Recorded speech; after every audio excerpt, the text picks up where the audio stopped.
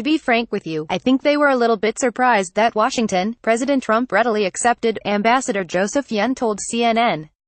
They thought it would take a little time, Yun told CNN's Elise Labott in an exclusive interview, his first since stepping down as U.S. Special Representative for North Korea policy, that he welcomes plans for the meeting between Trump and Kim, expected to take place in May. I'm very supportive of Trump's decision to engage at the highest levels, Yun said. That is a great outcome. Last week, Trump accepted an invitation to meet Kim in hopes of securing North Korea's complete denuclearization. The decision follows recent talks between North Korean and South Korean officials around the 2018 Winter Olympic Games in South Korea, which were launched at the start of the year. Prior to that, diplomatic thaw, tensions on the peninsula had hit a peak, with North Korea testing increasingly sophisticated ballistic missiles. Those tests were met with threats of fire and fury from the U.S. president and the implementation of harsh new sanctions by the international community. The tests raised the stakes for talks. According to Yun, they now have nuclear weapons and a delivery system that can legitimately threaten all states in the United States, Yun told CNN on Thursday.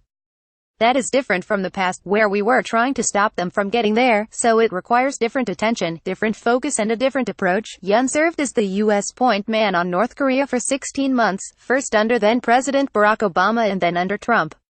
In that capacity, he conducted a series of back-channel talks with North Korean officials, and traveled to Pyongyang last year, securing the release of imprisoned American student Otto Warmbier, who died shortly after he was freed.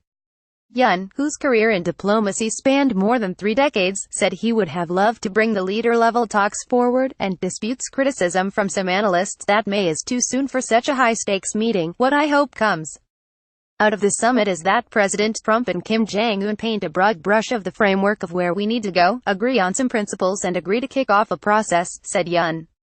Process is better than no process, in my view. Yun acknowledged the North Koreans have wanted a meeting with Trump for some time, but said a lack of agreement within the Trump administration on how aggressively to handle the North Korean nuclear threat prevented talks from happening sooner. In February, CNN reported a schism within the president's national security team over whether to pursue a so-called bloody nose military strike.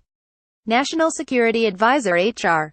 McMaster is among the advisors said to have advocated for such a strike, while Defense Secretary James Mattis and outgoing Secretary of State Rex Tillerson favored a diplomatic approach. In an administration, you're going to have different views, said Yun. But I think the time has now come, really, to speak with one single unified voice. And that voice has to be that of the president. Yun said he hopes Mike Pompeo's tenure at the State Department will lead to more cohesion between the agency and the White House on the North Korea issue. Trump announced on Tuesday he would be replacing Tillerson with Pompeo, who currently serves as director of the CIA. I think Director Pompeo, and I know some of his folks very well. They have worked very closely with the White House and with the president, Yun said. Yun added that while he believes the State Department had the White House's support in its broader policy of engagement with North Korea, the upcoming talks make it all the more essential to ensure there is no gap in the synchronicity between the president and the diplomats who enact his policy.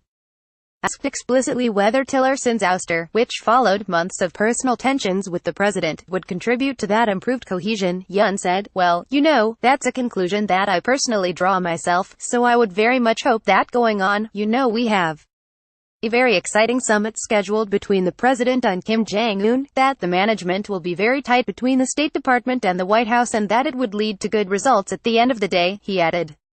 Yun did give credit to Tillerson for helping to create the conditions by which North Korea was ready to come to the table. Secretary Tillerson has worked very hard to make sure that our policy, which as you know is maximum pressure and engagement, that there is a good portion of engagement, Yun said.